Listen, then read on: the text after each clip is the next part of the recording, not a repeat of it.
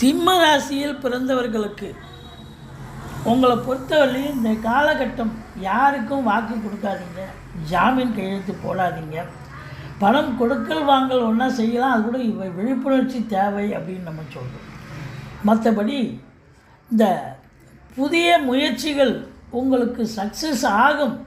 அதே நேரத்தில் நண்பர்கள், மேலதிகாரி போன்றவற்றிடம் கொஞ்சம் எச்சரிக்கையாக பழக வேண்டும். பங்கு மார்க்கெட், ஷேர் மார்க்கெட்டில் இருக்கிறவங்களுக்கு அதீத லாபம் கிடைக்கக்கூடிய ஒரு அமைப்பு இருக்குது. கிரகங்கள் சிறப்பாக இருந்த போதிலும் உங்கள் ராசிநாதன் 7ஆம் இடத்தில் சனி பகவானோ இருப்பது ஒரு பின்னடைவை சந்திக்கக்கூடிய ஒரு அமைப்பு.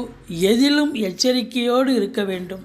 மற்றபடி 2க்கும் 11க்கும் உடையவர் 7இல் அமர்ந்திருப்பதால் பொருளாதார மேன்மை, குடும்ப மேன்மை இருக்கும். இருந்தாலும் குடும்பத்தில் சண்டை சச்சரவு, பிரச்சனைகள் வரும்.